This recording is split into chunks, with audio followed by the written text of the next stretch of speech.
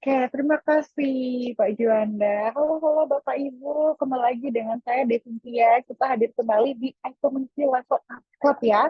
Setiap 19.30 di hari Kamis dengan tema yang berbeda-beda. Nah, kalau Bapak Ibu udah follow nih Instagramnya iCommunity pasti tahu ya dengan judul iCommunity malam hari ini, yaitu tentang 8 insight keuangan untuk pebisnis gitu. 8 insight keuangan dengan narasumbernya yang sangat keren sudah pakai jas ini ya udah rapi gitu. Bapak Indra Hadiwijaya. Selamat malam Pak Indra. Masih mute Bapak, boleh sampai lupa Selamat malam. banget nih. Hai hai Selamat semuanya. malam. Halo, halo. Nah, Bapak Indra ini adalah uh, certified financial planner, juga ketua komisi. Kepanjangannya ini Asosiasi Komunitas Profesi Sales Indonesia. Jadi ini cocok banget ya kalau kita ngomongin tentang 8 insight keuangan untuk pebisnis gitu. Sebelum kita masuk nih Pak ya, sebelum saya memperkenalkan Bapak lebih jauh gitu, boleh nggak Pak dikasih spill-spill sedikit kenapa kok kita membahas tema ini malam hari ini? Kenapa nih? Memang item ini isinya mostly adalah para pebisnis ya Pak ya. Tapi kenapa nih kok temanya harus keuangan? Silahkan. Oke, thank you. Hai hai, selamat malam semuanya teman-teman yang sudah hadir. Jadi kenapa hari ini kita bahas tentang 8 insight keuangan tentang bisnis adalah karena saya pernah bangkrut juga di bisnis gitu kan ya. Jadi long long time ago kita pernah buka sebuah bisnis lalu kemudian dalam waktu 6 bulan sukses untuk bangkrut. Nah jadi terus kemudian pada saat itu saya belum ngerti tentang mengatur keuangan dan lain-lain. Terus kemudian beberapa tahun kemudian saya belajar tentang keuangan dan kemudian saya ngambil sertifikat financial planner. Lalu kemudian setelah itu saya melihat ke belakang lagi, oh kayaknya kemarin itu saya ada kesalahan gitu pada saat mengelola mengelola bisnis. Jadi kayaknya kalau misalkan dulu saya sudah mengetahui ilmu ini, maka seharusnya saya tidak bangkrut zaman dulu. Nah, jadi mungkin ini adalah sebuah apa ya refleksi yang bisa saya sharingkan sama teman-teman. Tapi saya yakin juga buat teman-teman di sini yang pebisnis itu sebenarnya sudah melakukan. Jadi hari ini mungkin kita ngobrol-ngobrol sambil refreshing lah ya, sambil refreshment tentang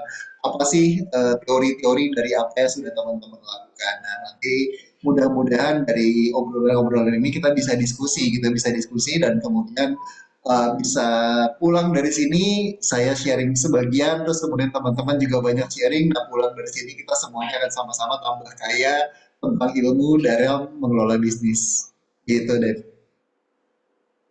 Oke, nah kalau kayak gini nih, Bapak Ibu harus selalu mencuri ilmunya ya. Kalau saya bukan bilang mengambil ya, tapi mencuri ilmunya beliau. Jadi kalau Bapak Ibu yang Bapak Ibu pebisnis ini punya aja problem, mumpung ini dikasih wadah gratis gitu ya, manfaatkan sebaik-baiknya. Kita langsung tanya ke pakarnya, nggak apa-apa. Nanti Pak Indra akan spill-spill sedikit ya, meskipun dalam hati aduh berat hati gitu mau dicuri ilmunya. Jangan marah ya Pak ya. Oh tidak Oke, dicuri dong, ini dibagikan gratis kok karena kita habis pulang dari sini kalau kita sama-sama membagikan ilmu maka semuanya akan tambah kaya. oke, Iya, betul sekali. nggak ada yang tambah Amin, miskin, amin. nggak ada yang tambah miskin, pulang-pulang tambah kaya semuanya. Pulang-pulang tambah kaya semuanya. Oke, jadi Bapak Iya, Ibu, ini kesempatan ya buat Bapak Ibu untuk memperhatikan materi yang diberikan oleh Pak Indra dan nanti Bapak Ibu bisa langsung nih untuk tanya-tanya konsultasi gitu. Oke, silakan Pak Indra, monggo, sudah minta disilahkan. oke sudah langsung nih. Oke siap, thank you. Thank you Kak Devi, terus kemudian thank you juga eh, Chief kita Juanda yang hari ini sedang berulang tahun. Nah, semuanya sudah ucapkan selamat ulang tahun sama papi kita, papi Juanda. Oke, saya izin untuk share screen dulu ya sebentar. Share screen-nya biar agak-agak jelas pakai ini deh sebentar. Bentar ya teman-teman. Belum ya? Atau sudah bisa share screen tapi Sudah bisa, tapi saya lagi cari dulu filenya sebentar ya. oke. Oh, ini ya. Oke, sebentar.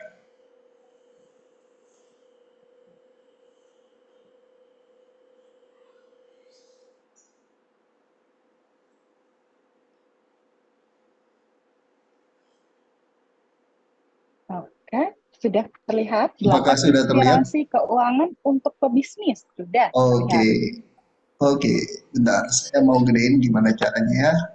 Sorry ya, ini pakai laptop, jadi apa namanya, eh mouse-nya lagi agak-agak error. Oke, sudah kelihatan?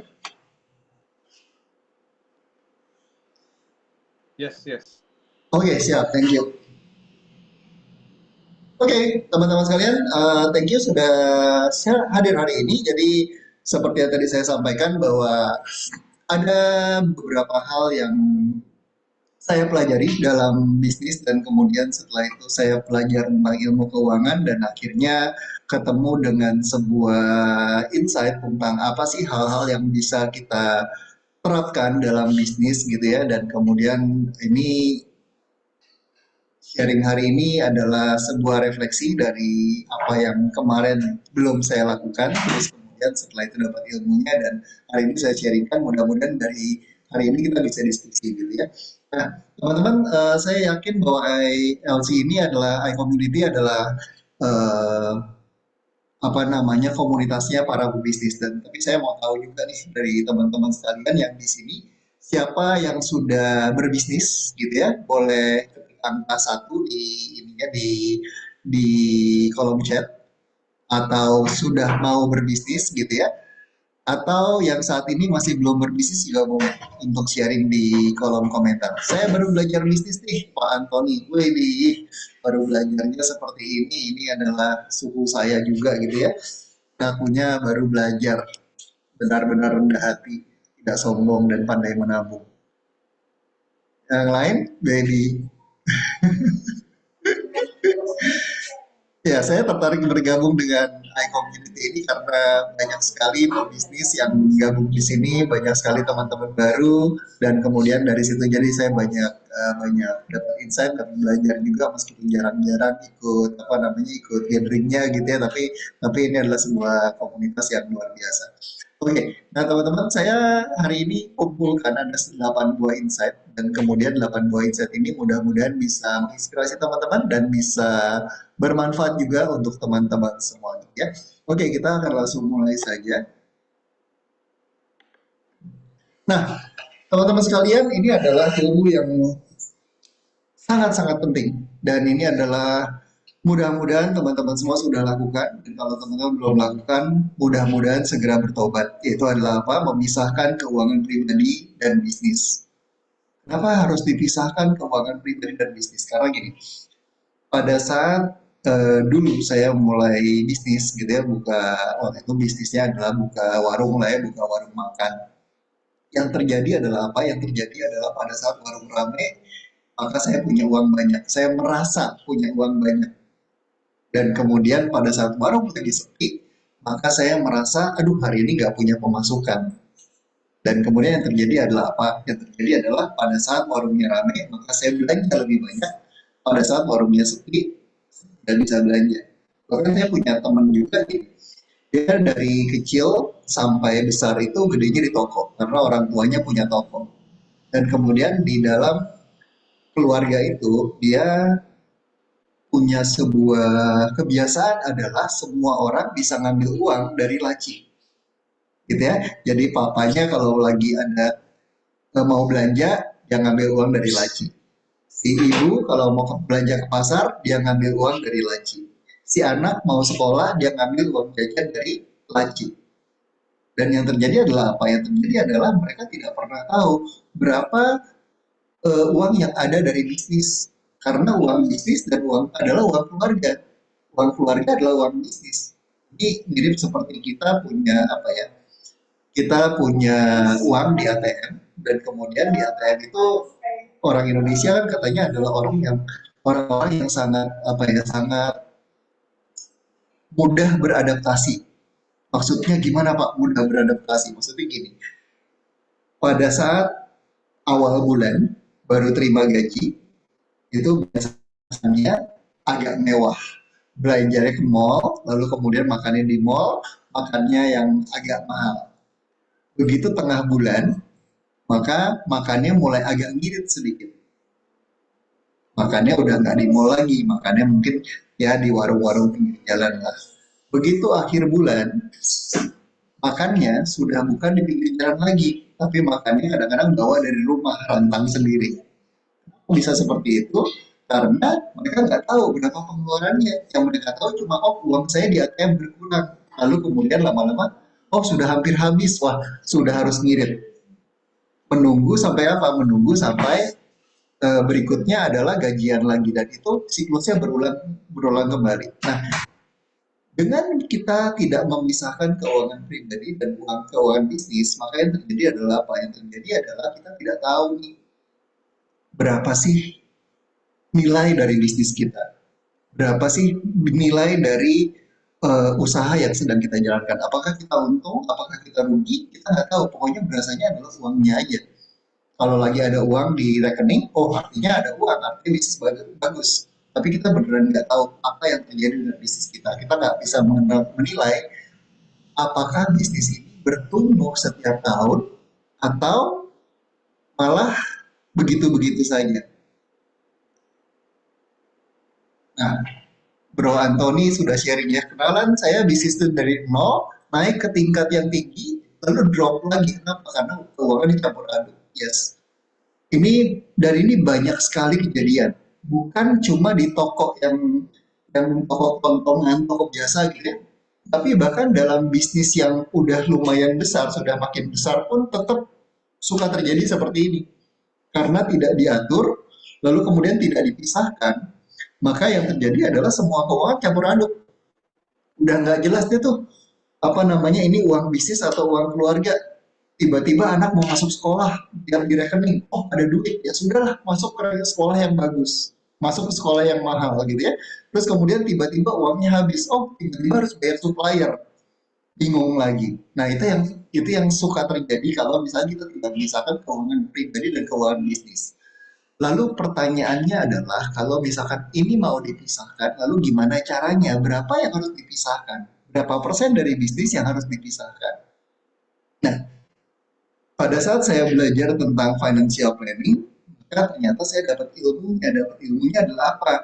Dia bilang, kalau misalkan kita punya bisnis, maka sebaiknya setiap bulan kita seperti orang gajian. Jadi setiap bulan kita ambil gaji dari perusahaan. Dengan kita mengambil gaji, misalkan gaji berapa? Oh, saya mau ngambil gaji 20 juta setiap bulan misalnya gitu ya. Jadi dengan kita mengambil gaji 20 juta setiap bulan, jadi apapun yang terjadi dari bisnis lagi bagus banget nih. Oh, menghasilkan 150 juta, ada 150 juta di rekening. Terus kemudian yang kita ambil adalah apa? Tetap ngambil 20 juta. Wah, bisnis lagi kurang bagus, cuma menghasilkan 70 juta. Tetap kita ngambilnya 20 juta. Jadi kita hidup seperti orang gajian. Meskipun kita owner, tapi kita adalah orang gajian, setiap bulan terima gaji gitu. Lalu kemudian bagi bagi hasilnya gimana? Ada, misalkan kita mau tentukan, oh setiap 6 bulan sekali, oke lah 6 bulan sekali kita lihat hasil bisnis, lalu kemudian kita ambilnya 30% atau 40% dari bisnis adalah untuk jalan-jalan misalkan, boleh boleh saja. Tapi setiap bulan untuk biaya hidup itu harus dicukupi dari yang gajinya tadi.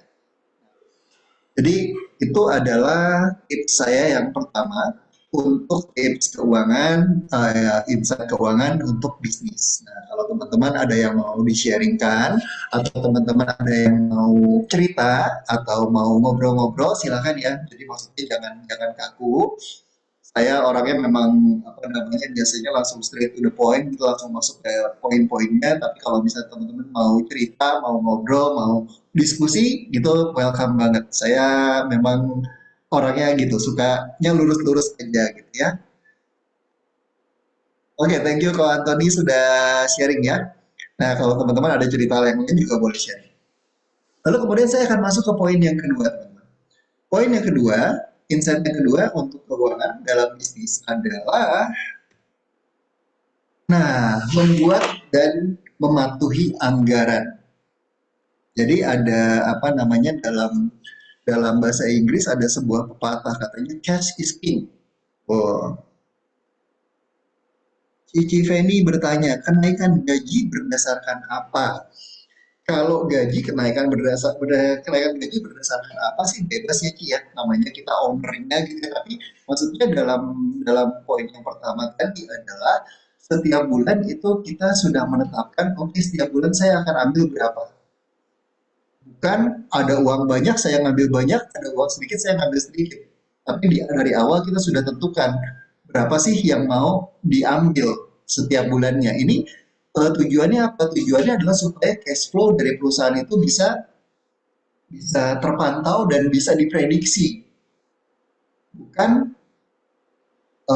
apa namanya? Bukan nanti pada saat oh lagi banyak uang makannya yang enak, lagi nggak ada uang makannya yang murah gitu ya, nggak jangan kayak gitu. Jadi kita bisa memprediksi oh setiap bulan itu untuk keluarga saya berapa. Nah itu dari situ. Kalau yang lain-lain yang bisa lebih apa namanya, yang diambil adalah setiap 6 bulan atau setiap tahun itu adalah untuk aset pribadi gitu.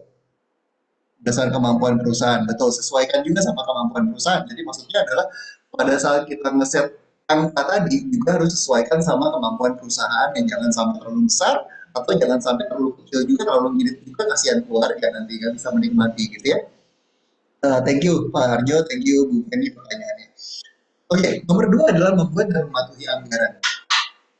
Teman-teman sekalian, kalau misalkan saya belajar di financial planning, itu adalah sebagai pribadi, sebagai orang pribadi, kita harus punya yang namanya anggaran.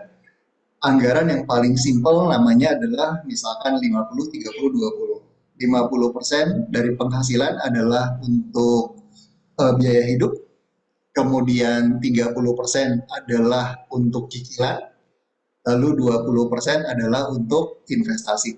Misalkan seperti itu. Nah, jadi 50-30-20 ini adalah sebuah anggaran. Oh, saya punya penghasilan 50 juta. Maka 50%-nya 25 juta adalah untuk biaya hidup. 30% adalah maksimal untuk cicilan. 20% adalah mau nggak mau harus masuk ke investasi. Misalkan seperti itu. Nah, ini kita sudah bikin anggaran. Dalam perusahaan, begitu juga. Dalam perusahaan juga seharusnya begitu. Contoh, setiap tahun, biasanya di akhir tahun, itu perusahaan itu mengadakan rapat, ya, rapat gabungan antara semua divisi. Di mana dalam rapat itu ditentukan, oke, tahun depan target kita berapa nih omset. Lalu kemudian target kita untuk belanja berapa nih. Lalu kemudian untuk training berapa nih yang kita budgetkan untuk tahun anggaran berikutnya. Dalam mengelola negara sama. Negara kita ada yang namanya RAPBN, Rancangan Anggaran Pendapatan dan Belanja Negara. Nah, RAPBN ini digunakan untuk apa? Untuk mengelola negara. Rapat tahunan untuk mengelola sumber daya yang bisa kita belanjakan, yang bisa kita dapatkan di tahun berikutnya. Dengan adanya anggaran ini, kita bisa punya sebuah apa ya? Sebuah patokan. Oh, tahun depan kita harus beli alat baru misalnya. Kita harus beli alat baru. Berapa budgetnya yang bisa beli alat baru? Karena jangan sampai nanti kita beli alatnya kebanyakan sesuai sama produksi atau penghasilan. Nah, kalau terlalu sedikit juga nggak maksimal nanti tahun depannya. Nah, jadi kalau misalkan dengan adanya apa namanya, dengan adanya anggaran ini, maka kita akan jadi lebih enak untuk belanja, untuk menentukan saya harus mencari grade pembelanjaan yang seperti apa gitu ya. Jadi itu akan jadi jauh lebih mudah. Dan kemudian satu lagi yang penting, yaitu adalah apa? Jangan overspending. Karena ada budgetnya. Dibilang, cash is king, cash flow is queen. Uang adalah rajanya, tapi cash flow adalah ratunya. Contohnya adalah apa? Contoh adalah jangan sampai kita memberikan hutang terlalu banyak buat customer. Gara-gara ada omset yang besar, tiba-tiba lalu kemudian, tapi dia maunya temponya 6 bulan misalkan. Padahal yang lain-lain cuma 1 bulan, dia mintanya 6 bulan, tapi omsetnya besar sekali. Nah, untuk memenuhi omset tadi kan artinya kita harus mikirin cash flow-nya seperti apa. 6 bulan, iya kalau dibayar pas 6 bulan. Kalau misalnya ternyata mundur, apa yang terjadi dengan bisnis kita? 6 bulan nggak makan tuh. Nah, jadi ini juga sesuatu yang penting ya. Jadi maksudnya jangan terlalu jangan terlalu apa namanya? Jangan terlalu nafsu untuk mendapatkan omset yang besar tapi cash flow-nya nggak cukup. Benar-benar harus dipikirkan, benar-benar harus disesuaikan sama kemampuan dan kemudian kemampuan untuk pembiayaan kita. Saya yakin ada apa namanya banyak sekali cerita-cerita tentang bagaimana sebuah perusahaan itu sampai gulung tikar gara-gara cash flow-nya nggak tercapai gitu, nggak bisa nutup. Yang saya sering dengar biasanya adalah bisnis catering. Di sini ada kayak bisnis catering. Jadi bisnis catering itu adalah sebuah bisnis yang ngasih makannya sekarang, tapi dibayarnya mungkin nanti. Padahal kita belanja di pasar, belanja daging, belanja sayur dan lain-lain harus bayarnya cepat gitu kan ya. Terus kemudian tapi dibayar sama perusahaan nanti. Nah, saya pernah punya satu teman, dia pegang pabrik di daerah Cikarang. Lalu kemudian biasanya handle cuma sekitar 500 sampai 800-an orang lah ya per hari. Terus kemudian tiba-tiba dapat orderan. Orderannya adalah dia diminta untuk mempersiapkan 2.500 setiap harinya. Dan itu kan 3 kali lipat dibandingkan apa yang dia bisa handle biasanya. Tapi karena ini omsetnya besar, maka akhirnya dikejar tuh. Dikejar, oke lah kita naikin produksi, kita tambah kompor, tambah orang segala macam-macam. Lalu kemudian yang dia tidak sangka adalah ternyata pembayaran dari perusahaan yang baru ini suka macet. Jadi yang tadinya janjinya cuma 1 bulan misalkan, ternyata bisa mundur-mundur sampai 2 bulan. Nah, disitulah terjadi resiko. Jadi dari yang cuma handle 800, sekarang udah handle ke 2.500. Dari yang pembayaran di 1 bulan, sekarang mundur jadi 2 bulan. Apa yang terjadi? Yang terjadi adalah tengah jalan dia ngap, mabok. Karena kenapa? Karena nggak bisa untuk belanja tiap harinya tuh dari mana uangnya. Sampai akhirnya dia harus minjam. Pada saat minjam, karena apa namanya minjamnya kepepet gitu ya, yang terjadi adalah apa yang terjadi adalah minjam sama rentenir. Nah repotlah jadi di tengah jalannya, ya dapat order besar tapi nggak bisa penuhin karena modal kurang, akhirnya one prestasi malah rugi. Yes, betul Pak Antoni.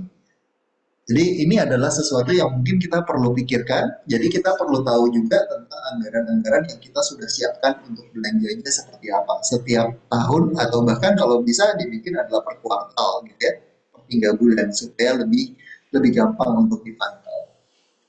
Oke, itu adalah apa namanya yang nomor dua, insight nomor dua yaitu adalah membuat dan mematuhi anggaran. Baik, itu sudah jam 8 ya, cepat juga. Baru nomor dua. Teman-teman kalau misalkan saya kecepatan atau ada yang kurang jelas, tolong ditanyakan ya, silakan. Oke, nomor tiga adalah mengelola arus kas dengan ketat. Ini kembali lagi dengan sama hampir sama dengan yang nomor dua ya. Nomor dua kita ngomongin tentang anggarannya, nomor tiga adalah kita ngomongin tentang arus kasnya. Pastikan bahwa kita punya uang untuk membayar kewajiban-kewajiban jangka pendek. Pastikan bahwa kita punya uang buat bayar hutang-hutang yang akan jatuh tempo. Karena kenapa? Karena dalam bisnis katanya adalah trust. Trust adalah yang paling penting. Kalau kalau apa namanya, kalau ada trustnya maka orang bisa percaya sama kita. Tapi kalau kita gagal bayar, maka yang terjadi adalah apa? Yang terjadi adalah trust kepada kita akan jatuh. Dan kalau kita sudah jatuh, maka bisa repot tuh, nggak dipercaya lagi sama orang lain gitu ya. Jangan tergoda untuk overekspansi bisnis dengan memberikan hutang. Banyak yang suka, aduh Pak, saya mau dong apa namanya eh, belanja lebih banyak, tapi temponya lebih panjang. Nah, ini hati-hati. Kenapa hati-hati? Karena kalau misalkan kita tidak hati-hati, yang terjadi adalah tadi boncos tengah jalan, terus kemudian uangnya dana kita habis. Banyak saya melihat adalah pebisnis gitu ya, yang paling gampang gini deh. Dulu di depan rumah saya itu di daerah Mangga Besar sana ya. Di situ ada tukang parkir dan tukang parkir ini udah cukup lama lah untuk di situ sehingga saya cukup percaya sama keluarga kami cukup percaya sama dia. Lalu kemudian suatu hari dia mau pinjam uang. Oke, pinjam uang buat apa? Ini apa namanya istri saya nganggur terus kemudian kayaknya kalau jualan rokok di sini lumayan katanya gitu ya jadi dia jualan rokok. Oh ya udah, butuh berapa? Butuhlah sekian. Terus kemudian setelah itu kita kasih, lalu kemudian oke, langsung jualan tuh. Oh, dan saya lihat rame. Yang beli sama dia rame karena kebetulan di depan rumah saya itu cukup rame dengan tukang-tukang demo zaman dulu ya. Jadi zaman dulu ada demo dan di Mangga Besar, terus kemudian pangkalannya kebetulan persis depan rumah saya. Jadi di situ banyak pangkalan banyak supir demo. Tukang parkir ini jualan rokok kepada supir demo, jualan kopi juga dan lain-lain. Secara omset harusnya bagus. Yang terjadi adalah apa? Yang terjadi adalah supir-supir demo itu kebanyakan maunya ngutang. Dan sebagai pebisnis baru, ya kasihlah hutang. Kasih hutangnya gampang. Tapi pada saat dia mau nagih, apa yang terjadi? Nagihnya tarsok-tarsok semua. Bayarnya ntar, bayarnya besok, bayarnya ntar, bayarnya besok. Dah, ini dulu deh. Nah, yang terjadi adalah cash flow-nya kagak muter. Kalau cash flow-nya nggak muter sebagai pebisnis, cash flow itu cash adalah king, cash adalah raja, duit adalah rajanya. Tapi dia nggak punya uang untuk muterin bisnisnya. Apa yang terjadi? Hanya butuh beberapa bulan sampai kemudian semua rokoknya habis terjual, tapi uangnya nggak ada. Ini adalah dalam skala yang kecil. Dalam skala yang lebih besar, banyak juga yang kejadian seperti itu. Kebetulan apa namanya keluarga istri juga keluarga apa namanya distributor gitu ya untuk produk-produk lalu kemudian setelah itu kalau misalkan ada apa namanya ada toko yang gagal bayar nah itu jadi PR tuh harus dikejar sampai sampai habis gitu jangan dikasih barang lagi terus kemudian dipotong barangnya terus kemudian kalau nggak bayar yang kemarin nggak dikirim dan seterusnya jadi cash flow-nya ini benar-benar harus dipantau, jangan sampai ada miss di sana karena cash adalah king-nya. Cash-nya perlu kita perlu cash untuk belanja. Hiroshima hancur karena bom, warung hancur karena bon. Ya, bisa. Itulah. Jadi jangan sampai kita apa namanya warung kita kayak Hiroshima gitu hancur karena bon. Oke, kita lanjut lagi teman-teman. Nomor keempat, investasikan keuntungan dengan bijak. Nah, jadi pada saat kita sudah punya hasil, jadi dengan menerapkan bisnis yang baik itu kan pasti ada hasilnya gitu ya. Kalau bisnis pasti ada hasilnya. Hasilnya harus lebih baik dibandingkan harga jual harus lebih tinggi dibandingkan harga beli. Intinya kayak gitu. Dan selisihnya apa yang perlu kita lakukan? Nah, selisihnya ini yang perlu kita kelola dengan baik. Banyak sekali godaan pada saat kita pegang duit. Betul nggak? Kalau kalau duit lagi nggak ada, ditawarin apapun, kita menggelengnya dengan mudah. Tapi pada saat kita sedang pegang duit, ditawarin apapun, kita kayaknya pengennya mau beli aja. Dan ini yang kadang-kadang godaan banget untuk banyak orang. Nah, ada tiga hal. Yang pertama adalah menyiapkan dana darurat untuk bisnis. Dana darurat ini sering sekali kita pakai pada saat kita ngomongin financial planning untuk pribadi, gitu ya. Kalau untuk pribadi, banyak orang yang sudah tahu. Teman-teman tahu nggak sih, dana darurat itu kita harus siapkan berapa bulan ke depan? Berapa bulan dari pengeluaran pribadi atau pengeluaran keluarga yang harus kita siapkan dalam dana darurat? Teman-teman tahu nggak? Kalau tahu boleh ketik di kolom komentar. Berapa bulan? Dan ketik di kolom komentar. Nah, dalam bisnis ternyata ada juga yang ngomongin dana darurat. Kenapa? Karena kita tidak pernah tahu apa yang terjadi dalam bisnis kita ke depannya. Jadi penting juga untuk kita memiliki dana darurat dalam bisnis. Pada saat COVID kemarin, pada saat COVID-19 kemarin, itu saya ngobrol-ngobrol sama seorang teman yang dia bisnisnya adalah training. Dia bilang, lu tahu nggak, Dra? Kemarin itu pada saat tahun 2020, 2020, 2020 perusahaan gue hampir bangkrut. Tapi gue terselamatkan.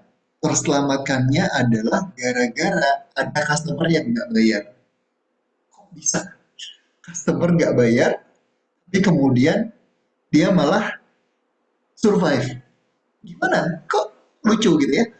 Ada customer nggak bayar, tapi malah menyelamatkan. Dia bilang gini, ini ada satu customer dan dia ada project yang lumayan besar lah.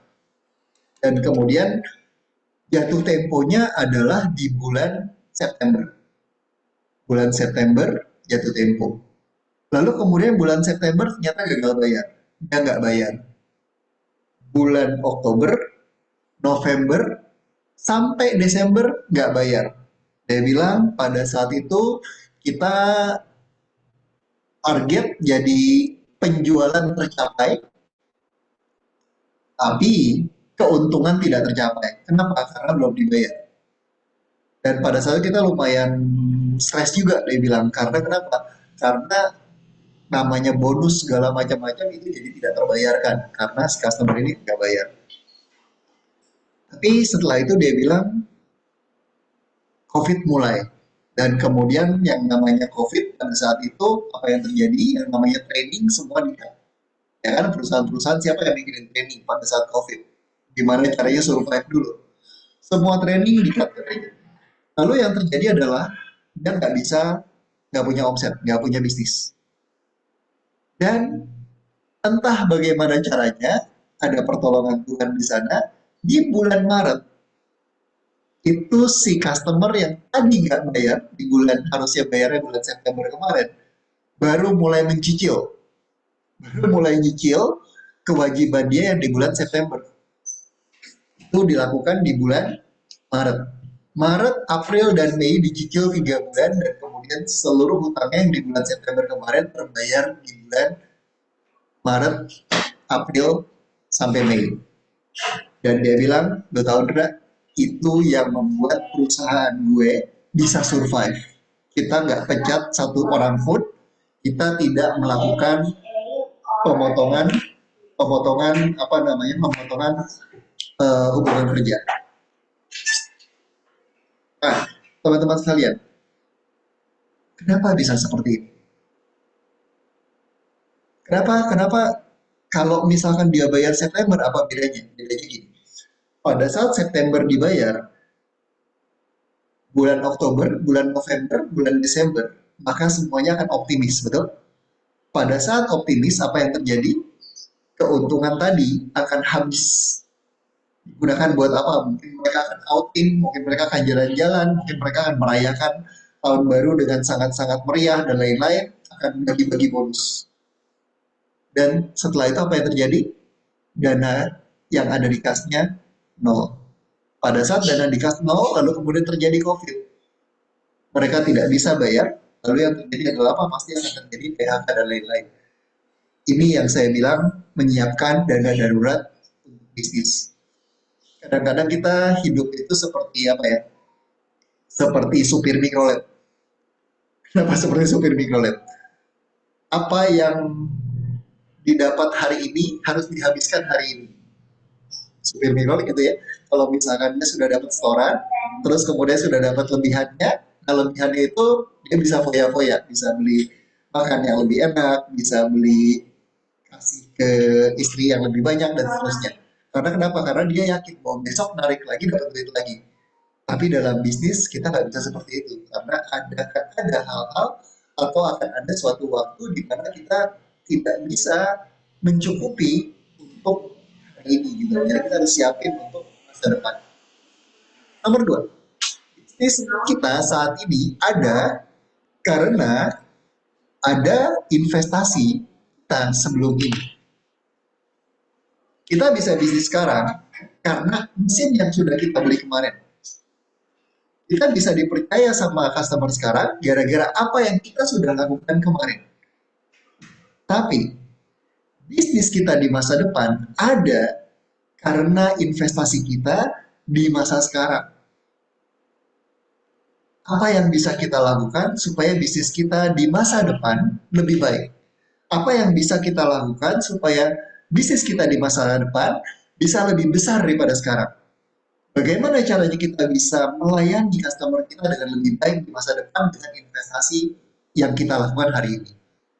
Jadi ini adalah hal-hal yang perlu kita pikirkan untuk membuat untuk membuat masa depan masa depan perusahaan kita lebih baik.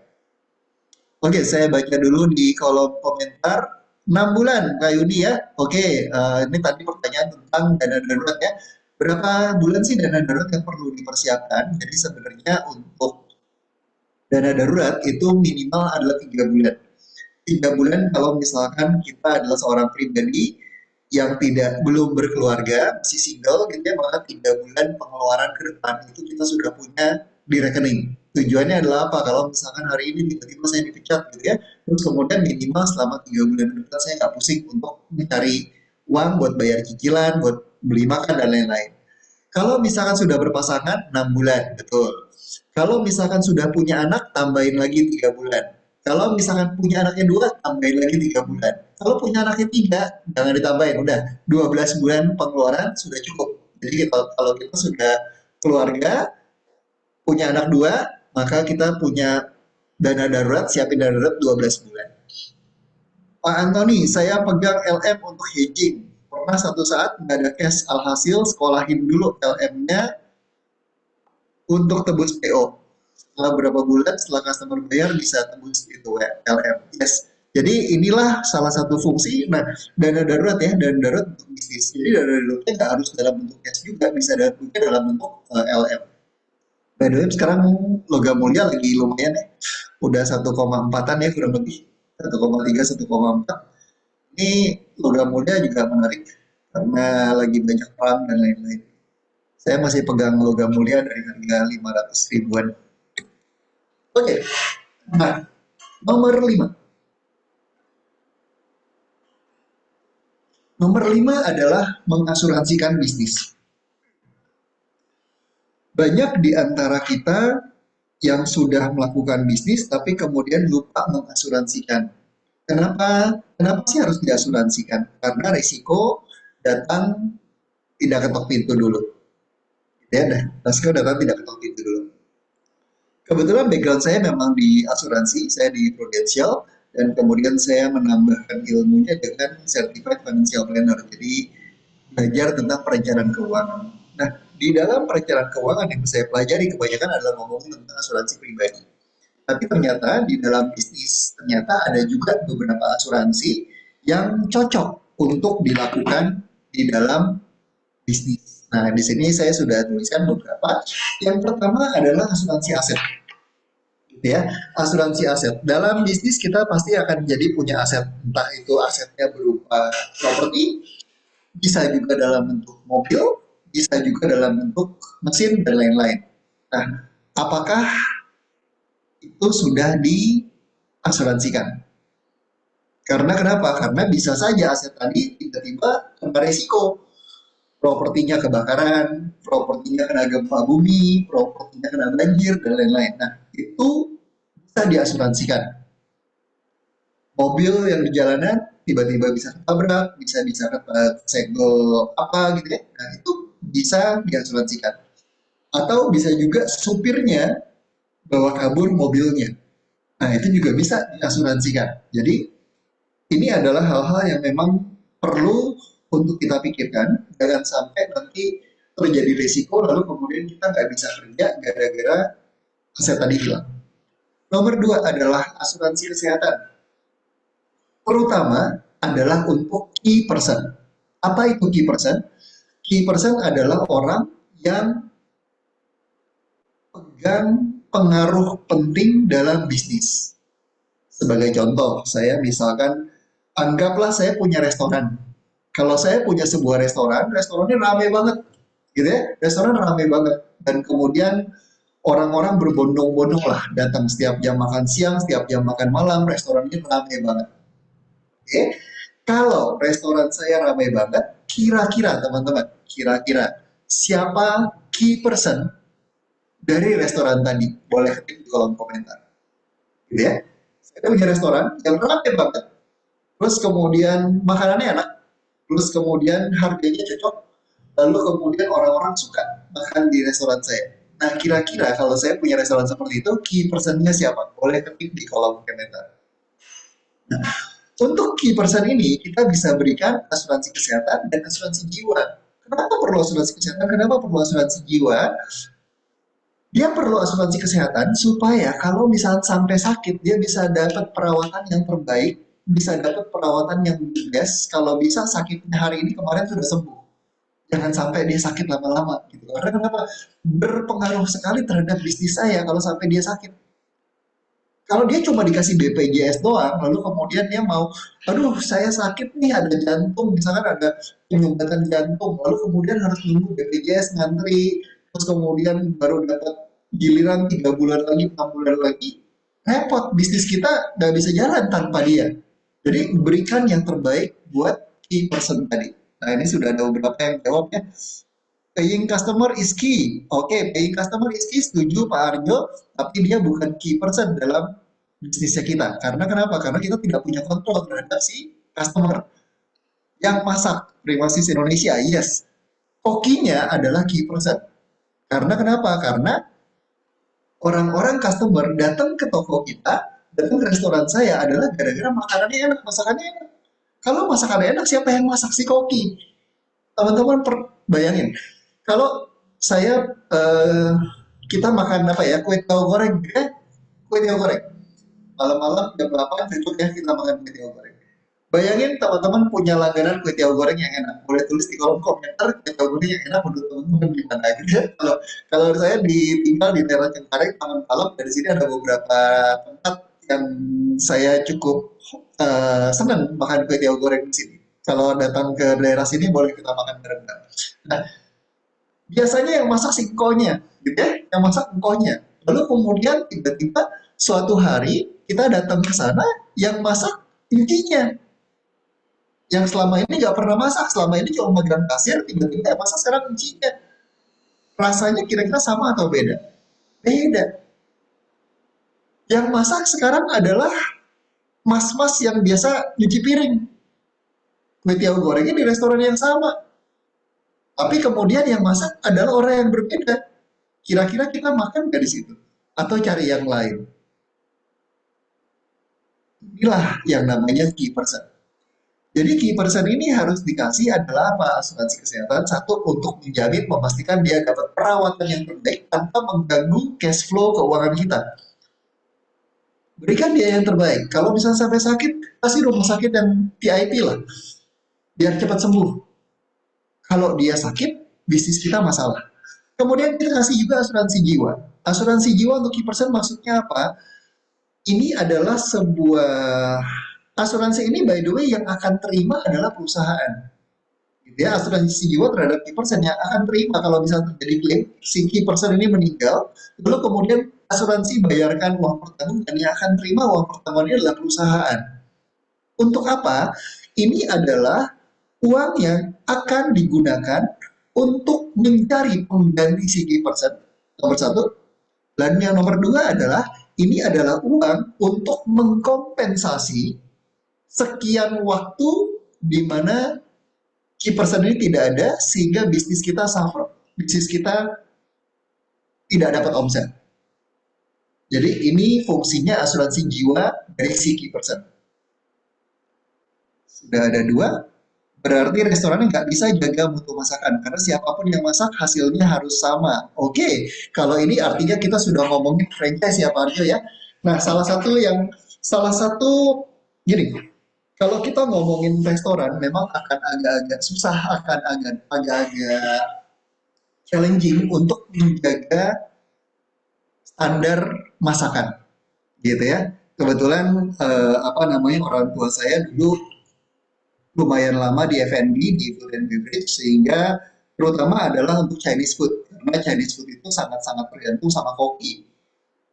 Dan salah satu apa namanya sampai saat ini saya terus terang agak-agak challenging untuk melihat adalah bagaimana restoran yang kokinya dari dulu dia gitu ya itu bisa sustain dengan orang-orang yang berbeda. Salah satu restoran yang saya salut dia bisa menjaga kualitas meskipun punya banyak cabang adalah Solaria. Nah, jadi kalau Solaria itu saya cukup salut karena dia bisa bikin cabangnya banyak tapi rasanya standar gitu. Rasanya di mana-mana kita makan bisa standar. Tapi kalau misalkan kita biasa makan di restoran yang tadi lah kue tiaw goreng tadi, begitu yang masak beda rasanya pasti beda. Nah, ini adalah sesuatu yang memang suka atau tidak suka perlu kita lihat. Tapi nggak usah cuma bukan cuma ngomongin restoran gitu ya, tapi ada juga bisnis-bisnis yang lain yang yang perlu juga ada key personnya, ada orang yang pentingnya di sana. Ada debat masakan, nggak enak tapi rame dan banyak juga. Wah ini kenapa nih Ci? Kenapa bisa rame? Apakah karena apa namanya ada kaos kakinya atau di dalam di dalam kuah bakso gitu? Nah, oke. Okay. Jadi itulah key person kita perlu identifikasi dan kemudian kita berikan dia yang terbaik, entah itu asuransi kesehatan maupun asuransi jiwa. Lalu kemudian satu lagi adalah asuransi partner bisnis. Asuransi partner bisnis kalau di Indonesia masih belum terlalu rame ya belum terlalu banyak yang tahu tentang asuransi partner bisnis. Tapi misalkan gini, misalkan saya sama Bro Antoni lah, saya sama Bro Antoni kita bikin bisnis bareng, gitu ya kita bikin bisnis bareng. Saya kenal sama Pak Antoni cukup lama, lalu kemudian saya cocok dengan bisnis dengan beliau. Lalu kemudian kita bisnis, lalu kemudian tiba-tiba suatu hari saya meninggal. Oke, okay? Kita punya bisnis bareng, tiba-tiba saya meninggal. Siapa yang akan menggantikan posisi saya sebagai pemilik bisnis? Sebagai pemilik bisnis, maka hak saya, share saya dari perusahaan tadi akan jatuh kepada istri saya, gitu ya, kepada istri saya, kepada keluarga saya. Permasalahannya adalah apa? Permasalahannya adalah Pak Antoni kenalnya sama saya, bukan kenal sama istri saya. Gaya saya dan gaya istri saya pasti beda. Nah, istri saya suka tidak suka dia tiba-tiba dapat limpahan bisnis dan kemudian harus bekerja sama dengan Pak Antoni. Apa yang terjadi? Apakah bisnisnya akan selancar pada saat apa namanya bisnisnya sama saya? Belum tentu. Karena gaya masing-masing orang beda-beda. Tapi kemudian setelah itu istri saya bilang, ya udah deh Pak Antoni, kayaknya saya nggak cocok nih bisnis kayak gini. Kemarin kan jatahnya suami saya kan 10 miliar. Udah cash out aja deh, saya cash out 10 miliarnya. Sebagai sebuah bisnis, tiba-tiba harus cash out setengah dari aset atau setengah dari nilai perusahaan, itu tidak mudah. Gimana caranya harus cash out setengah dari nilai perusahaan dalam waktu singkat? Nggak bisa. Nah, lalu kemudian atau gini deh, Pak Antoni bayarin aja apa namanya asetnya, bayarin aja sahamnya. 10 miliarnya Pak Antoni yang bayar deh. Pak Antoni belum tentu punya uangnya. Gitu ya. Nah, dengan asuransi partner bisnis ini bisa disiasati. Caranya gimana? Caranya adalah masing-masing saya sama Pak Antoni beli asuransi jiwa senilai jumlah saham yang saya miliki. Oke, saya 10 miliar, Pak Antoni 10 miliar. Maka saya beli asuransi 10 miliar, Pak Antoni beli asuransi 10 miliar. Yang bayar premi siapa? Yang bayar premi adalah perusahaan.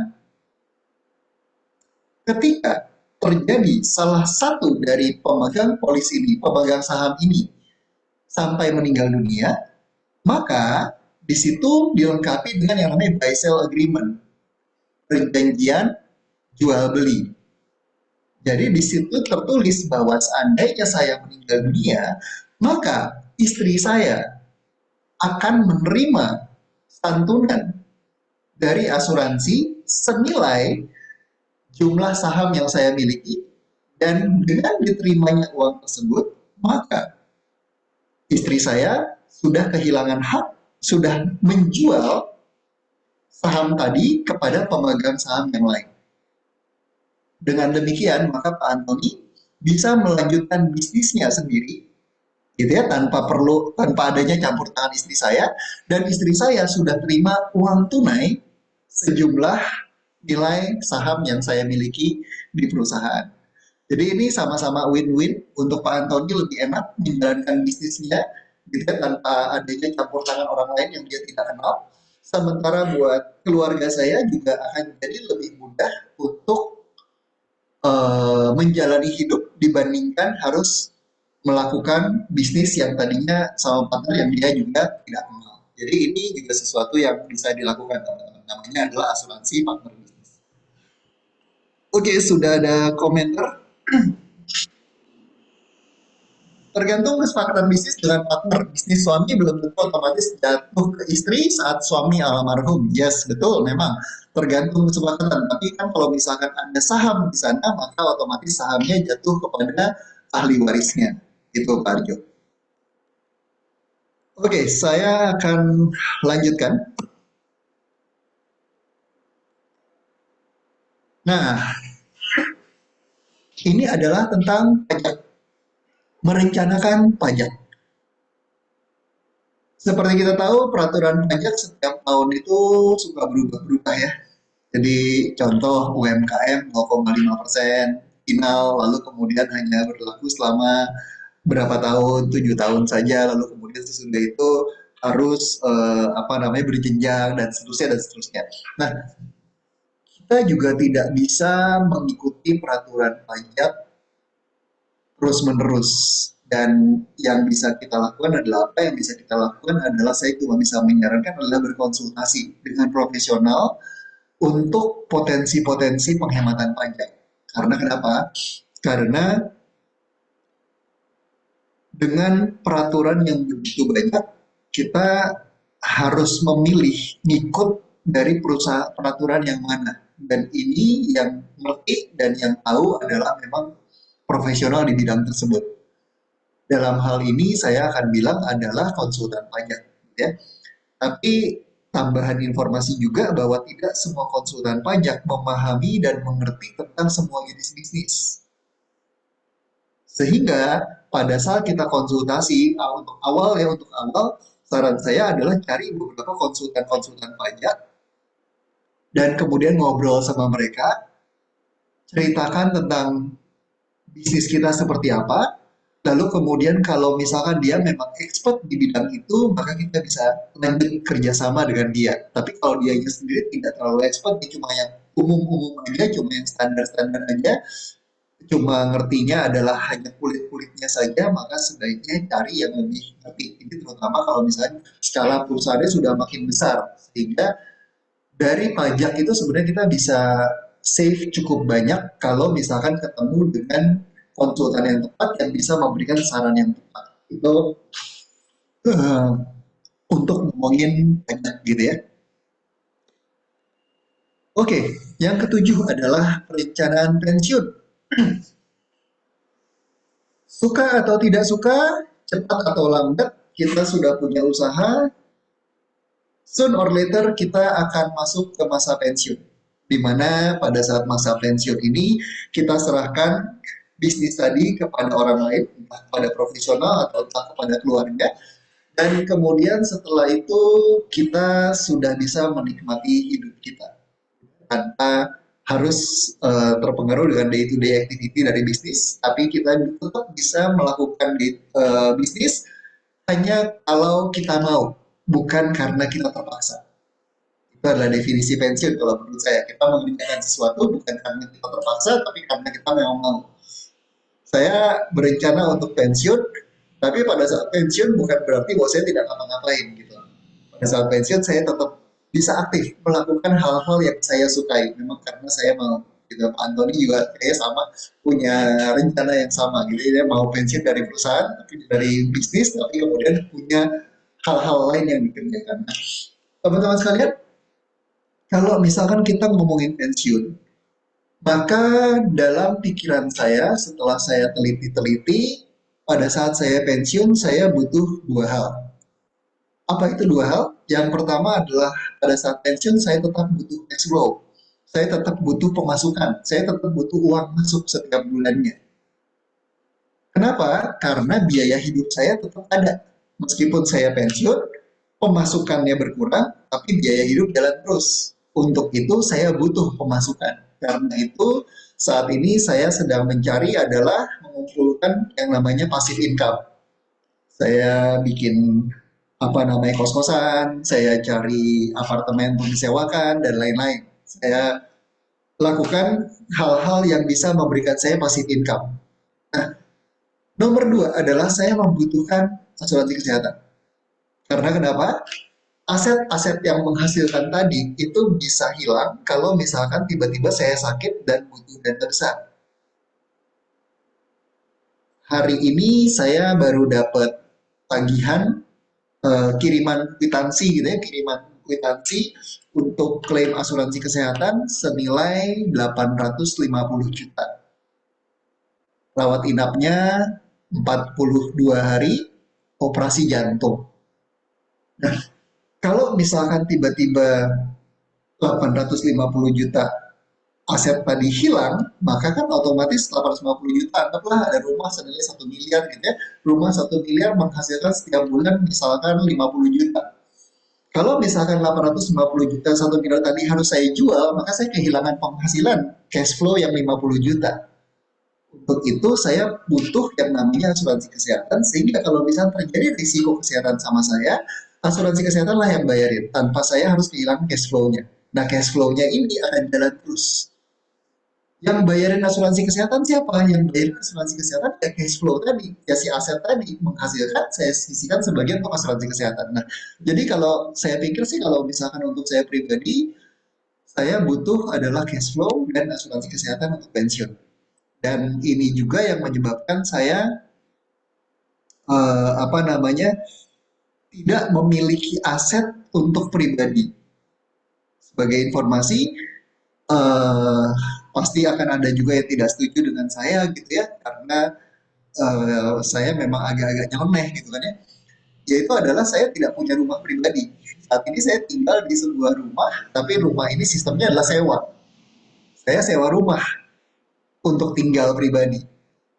Terus kemudian kalau ditanya, lu nggak mau beli rumah untuk tinggal? Saya bilang, enggak, saya nggak mau beli rumah untuk tinggal.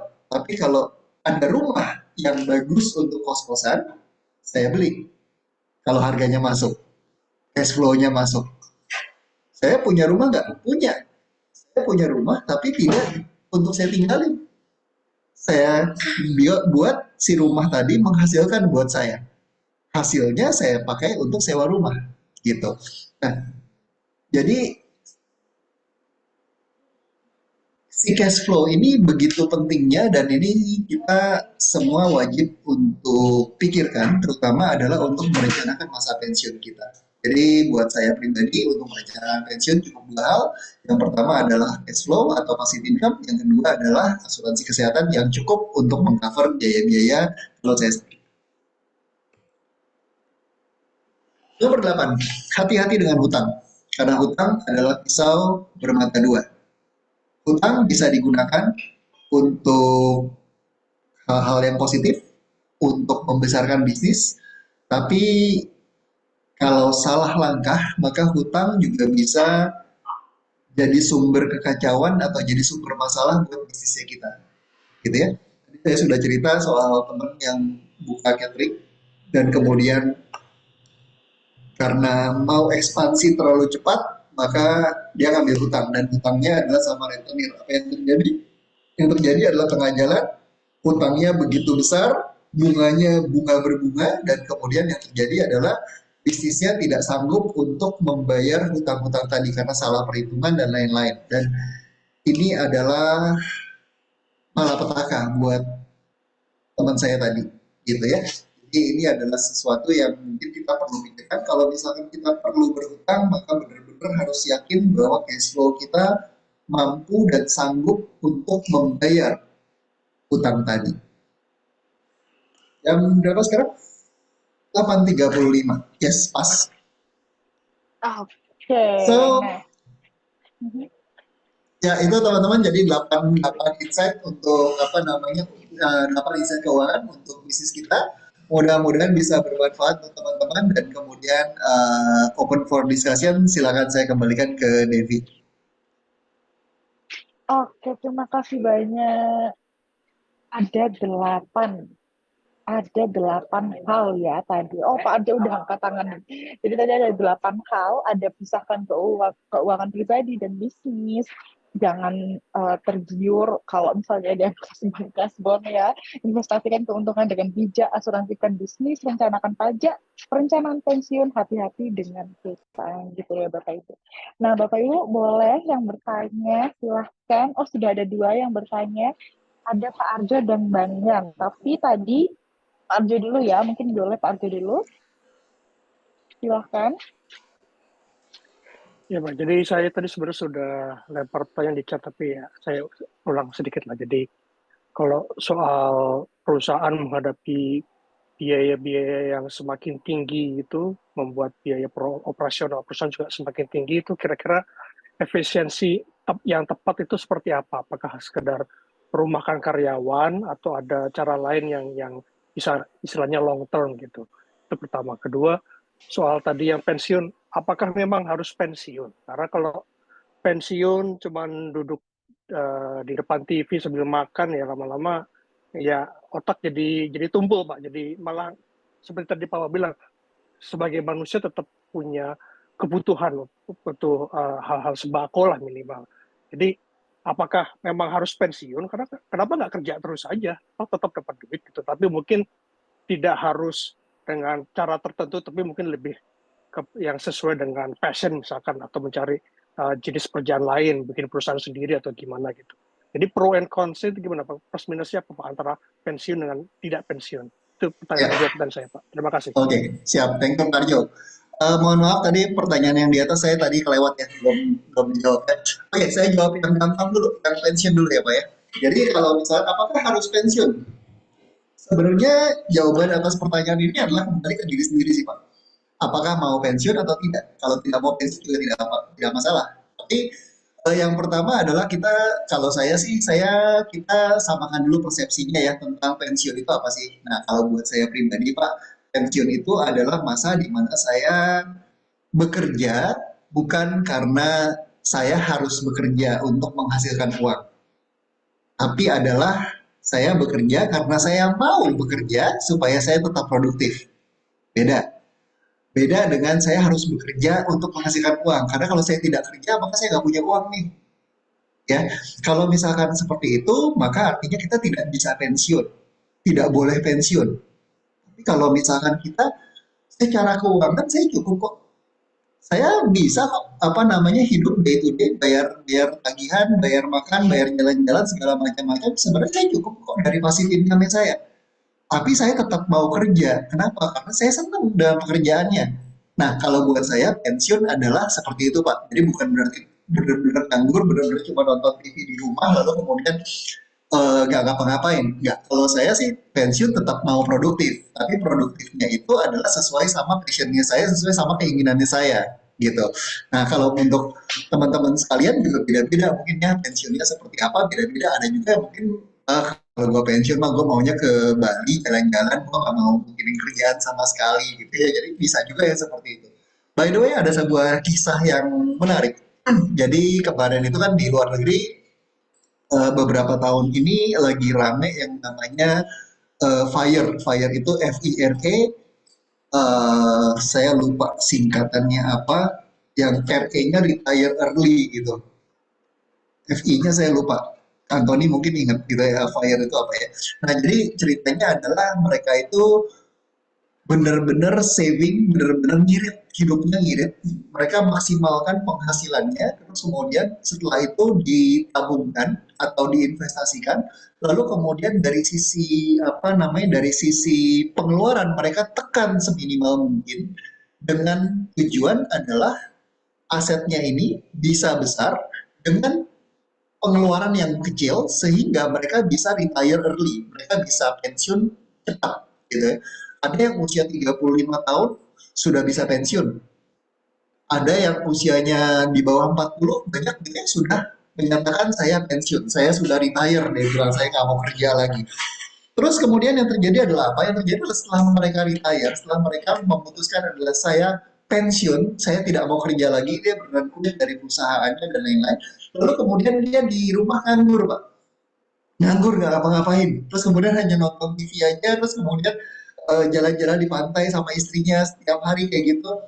Ternyata setelah 3 tahun apa yang terjadi? Yang terjadi adalah setelah 3 tahun dia bilang kayaknya gue mau kembali kerja katanya karena ternyata pensiun yang gue bayangkan dulu itu enak, ternyata pada saat dijalanin ternyata nggak enak-enak banget juga, bosan juga gitu tiap hari jalan-jalan nonton TV dan lain-lain. Jadi mereka mau kembali ke produktivitas. Nah, tapi sekali lagi kembali kepada semua orang, itu semua orang punya definisi, punya impian yang berbeda tentang pensiun gitu ya. Kalau buat saya pribadi itu tadi, saya bekerja bukan karena harus bekerja untuk menghasilkan uang, karena kalau saya tidak bekerja tidak makan gitu ya. Tapi adalah saya untuk makan cukup, untuk hidup cukup, tapi saya bekerja adalah untuk eh, kesenangan atau untuk alasan produktivitas pribadi gitu.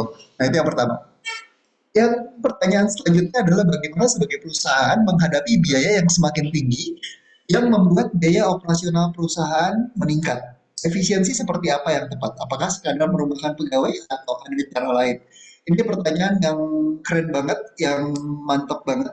Jadi kalau buat saya Pak, perusahaan yang biasanya menghadapi biaya yang tinggi, maka sebenarnya harus dilihat sih. Kalau saya melihat apa ya, melihat list pengeluaran yang saya lakukan biasanya adalah saya lihat pengeluaran mana yang paling tinggi. Bagian mana yang membuat pengeluaran paling banyak. Dan saya mulai coba untuk melihat apakah saya bisa cut dari situ atau enggak. Oke, dan nomor dua adalah saya melihat dari sekian banyak pengeluaran tadi, yang mana yang impact-nya paling sedikit. Maksudnya adalah dari pengeluaran A, B, C, D, E, oh yang E ini kayaknya pengeluarannya banyak tapi impact buat perusahaan nggak ada. Maka kita bisa coba untuk cut dari sana. Apakah merumahkan pegawai sebuah solusi? Buat saya merumahkan pegawai adalah sebuah solusi dari sisi keuangan ya, dari sisi keuangan. Tapi yang kedua adalah bisa juga dengan memaksimalkan potensi dari pegawai-pegawai yang kita sudah punya. Kan ada dua, satu adalah cut cost, yang kedua adalah make them more productive. Gitu. Kalau tidak bisa dibuat lebih produktif, maka kalau misalkan terpaksa harus cut cost, ini juga salah satu solusi. Saya ingat saya baca bukunya Robert Kiyosaki. Dia bilang adalah pada saat perusahaan melakukan pemutusan hubungan kerja, apa yang terjadi dengan sahamnya? Sahamnya nilainya bukannya turun, tapi malah naik. Kenapa? Karena dari sisi pemegang saham mereka melihat banyaknya jumlah karyawan adalah banyaknya pengeluaran, gitu ya. Tapi ini bisa disiasati dengan cara apa? Dengan cara kalau kita punya banyak karyawan, tapi produktivitas mereka juga tinggi.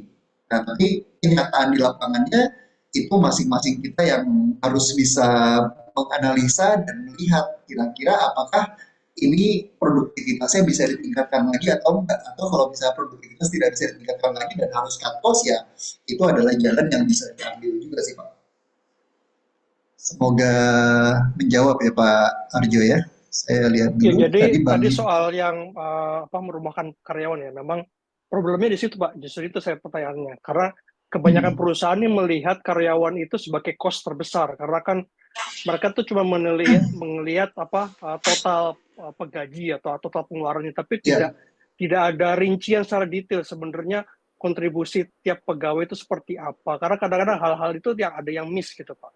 Jadi ada juga perusahaan yang nggak mau pusing untuk scale up istilahnya. Jadi perusahaan pegawainya supaya lebih punya keahlian, punya kemampuan.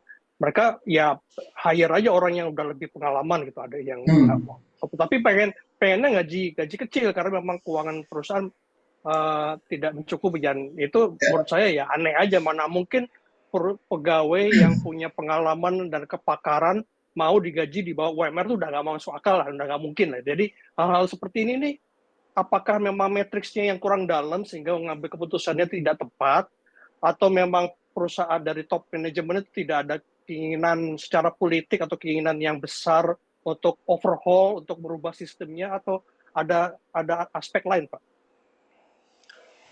Agak sulit ya Pak menjawab pertanyaannya Pak Arjo, karena ini punya banyak aspek yang berbeda-beda. Tapi saya tertarik untuk membahas tentang tadi produktivitas Pak. Kebetulan saya baru balik dari Jepang kemarin. Itu saya kemarin sekitar 22 hari di Jepang ya. Terus kemudian selama di Jepang saya kan suka makan. Terus kemudian lama-lama bosan juga Pak. Terus kemudian akhirnya mampir ke makanan Jepang yang sebenarnya di Indonesia banyak. Namanya adalah Yoshinoya. Gitu ya. Lalu kemudian saya datang ke sana dan di waktu itu saya di kota, sebentar saya lupa, Takayama. Di Takayama saya masuk ke Yoshinoya. Restorannya lumayan besar, isinya mungkin sekitar bisa buat muat 50 orang. 50 orang. Lalu kemudian tempatnya itu adalah ciri khasnya Yoshinoya di sana adalah dapur di bagian belakang, gitu ya. Jadi kalau misalkan saya dapur di sini, lalu kemudian di depan dapur itu ada sebuah lorong. Di pinggir-pinggir lorong ini adalah meja. Jadi duduknya itu bukan meja satu-satu, tapi mejanya itu kayak bersebelahan kayak di bar, Pak. Jadi kanan dan kiri. Nah, tengah-tengah lorong ini adalah tempat karyawannya lewat. Karyawannya lewat, lalu kemudian di sebelah kanan dan kiri ada meja-meja. Saya lihat karyawannya untuk mengelola restoran dengan 50 orang tadi, itu karyawannya cuma berapa? 5. 5 karyawan. 2 karyawan yang di sini, kemudian ada 1 karyawan yang ngantar-ngantar ke meja yang sebelah sana, dan kemudian 2 karyawan di dapur. 2 yang di sini sekaligus berfungsi sebagai kasir, terus kemudian 1 yang di luar situ itu termasuk di dalamnya adalah nganterin makanan, terus kemudian kemudian bersihin meja, mengambil piring kotor dan lain-lain. Dan yang saya lihat adalah orang-orang ini, mereka itu tidak pernah kelihatan diem, kelihatan nganggur. Dan kalau makan di sana, saya sudah hitung, saya mulai dari saya duduk, kemudian pesannya itu pakai tablet, gitu ya. Habis saya pesan, dalam waktu nggak sampai 2 menit, makanan sudah disajikan. 2 menit. 5 orang, handle 50 kursi, lalu kemudian dalam waktu 2 menit, makanan datang. Kalau saya pesan tambah, 1 menit datang. Tambah nasi misalkan gitu ya, itu 1 menit udah nyampe, makanannya langsung di meja. Dan di sana berbeda dengan kayak kalau Yoshinoya kita di sini kan kita ngantri ya, kita ngantri terus kemudian depan kasir, lalu kemudian setelah itu makanan disiapkan kita bawa sendiri. Kalau di sana enggak, Yoshinoya-nya dianterin ke meja, dianterin ke meja kita, dan itu dalam waktu 2 menit selesai. Nah ini kalau saya ngelihat adalah di Indonesia, di restoran yang sama, orangnya jauh lebih banyak, menghandle meja lebih sedikit, kemudian nggak harus melayani sampai ke mejanya, tapi lebih lama nunggunya. Nah ini adalah kalau kita ngomongin tentang produktivitas. Jadi saya setuju dengan Pak Arjo bahwa sumber daya manusia yang kita miliki itu sebenarnya harus di upscale, harus ditingkatkan nilainya, ditingkatkan levelnya, kemampuannya dengan cara apa? Dengan cara training. Makanya teman saya Pak Antoni itu dia sangat-sangat cinta banget dengan dunia training gitu ya, bahkan mau pensiunnya dengan training gitu. Nah, jadi ini memang sesuatu yang harus ditingkatkan. Tapi pertanyaannya adalah tidak banyak orang pengusaha yang sadar dengan kebutuhan akan training ini. Karena kenapa? Banyak yang berpikir adalah kalau gua kasih training, nanti dia pindah. Kalau gua kasih training, nanti dia dibajak orang. Nah, ini adalah ayam dan telur. Kalau lo tidak training, dia akan pindah. Justru adalah untuk mencari tempat lain yang lebih baik. Tapi kalau misalkan kita tidak trainingin, maka kita akan ditinggalkan adalah dengan orang-orang yang mohon maaf yang kualitasnya ya gitu-gitu aja, nggak bisa naik-naik banget. Kenapa? Karena dia nyaman kok dengan kerjaan yang kayak gini, udah gue nyaman, gue nggak perlu upskill lagi, gue nggak perlu naik lagi, nggak perlu naik tingkat lagi. Nah, kita akan tinggal dengan yang seperti itu. Semoga menjawab Pak Aryo. Oke Eh, Pak, terima kasih Pak. Sama-sama Pak. Bang Ian, Oke, Ya, malam Pak monggo. Indra. malam Bang. Ya, ulasannya keren Pak. Terima kasih Pak. Saya ada ini Pak, ini kan temanya pusing ya, pusing cash flow saat paceklik kan gitu. Nah ini saya punya target pertumbuhan di saat ekspansif paceklik ini 20% Pak. Saya punya target ROI saya ya sekarang bunga deposito over the counter 6,5, saya minta 8 aja moderat. Kemudian saya biayai dari capex saya 50% dari DER dengan biaya 14%. Ya ini saya cover itu sama dari cash flow saya. Gimana Pak alokasi untuk dana darurat untuk bisnis model seperti itu Pak? Thank you Pak. Kalau boleh tahu bisnisnya apa ya Bang? Dagang distributor aja Pak. Dagang distributor artinya adalah terima barang dari dari pabrik terus kemudian lempar ke toko-toko gitu Pak ya. Ya seperti itu Pak. Oke. Ya kalau seperti itu sih sebenarnya adalah yang paling kalau misalnya secara singkat ya Pak, secara simpelnya aja bisnisnya Bapak kan sebenarnya nggak terlalu repot, tapi sebenarnya butuh modal yang butuh cash flow-nya perlu diatur dengan sangat-sangat baik gitu Pak. Jadi memang harus hati-hati aja dengan tadi hutangnya, lalu kemudian hati-hati juga dengan cash flow-nya. Kalau saya bilang sih targetnya bagus, maksudnya adalah kita punya target 20% di masa paceklik ini yang rata membuat paceklik gitu ya. Terus itu adalah sesuatu yang memang bagus, maksudnya tetap growth. Eh, tapi intinya hati-hati dengan pertumbuhan yang terlalu cepat juga. Kalau misalkan cash flow-nya nggak siap Pak. Jadi itu yang butuh hitung-hitungannya lebih detail, hitung-hitungannya lebih dalam. Lalu kemudian perlu dipikirkan juga adalah kalau di bank ada stress test. Jadi ada tes kalau misalkan ini gagal bayar gimana, kalau misalkan ini kurang ini gimana, kalau ini nggak tercapai nggak bisa dibayar gimana nih. Nah itu yang perlu bikin skenario-skenarionya Pak. Dan kemudian ngomongin dana daruratnya, nah itu perlu dipikirkan adalah sampai berapa bulan Bapak bisa bisa tahan ininya, bisa tahan sampai bener-bener minus gitu ya. Nah terus kemudian kalau udah tahu, oh saya bisa tahan kalau misalnya ternyata ada yang gagal kemudian sampai sekian, makanya ya jangan sampai segitu Pak, yang disiapin, yang direalisasikan ya, karena biar bagaimanapun kalau saya pribadi, tapi ini kembali ke pribadi masing-masing orang berbeda ya Pak.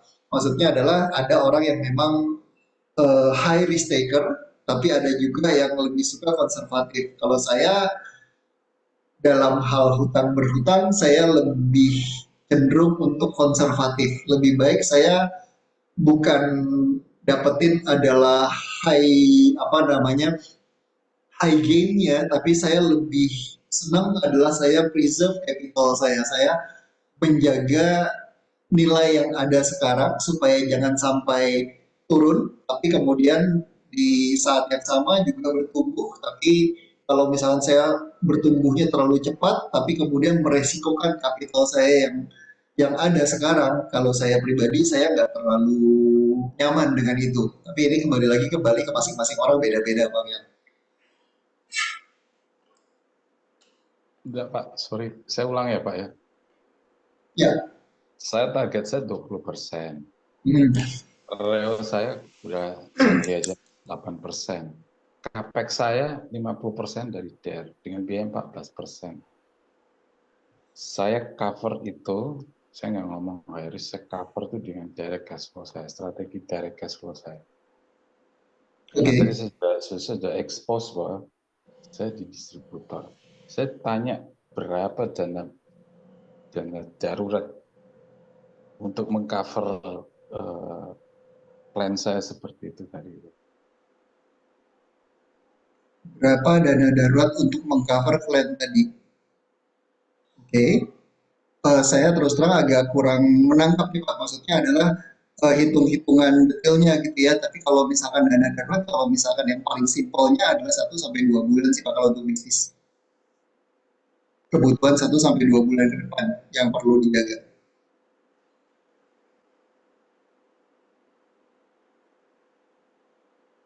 Kalau saya mention tadi, capex saya 50%. DER bunga 14%, saya pikir 1-2 bulan sudah kegulung saya. Gitu. Nah, kalau Saya sudah finish, selesai. oke. Nah, artinya apa namanya kalau memang sudah diketahui bahwa 1 sampai 2 bulan nggak cukup, artinya dilihat juga Pak. Maksudnya adalah disesuaikan sama perputaran bisnis yang adanya Pak. Berapa cycle artinya yang sanggup untuk dihandle. Kalau terlalu apa namanya kalau kegulungnya cepat dalam waktu 1-2 bulan udah kegulung, maka apakah itu memang langkah yang mau diambil? Ya silakan aja sih Pak.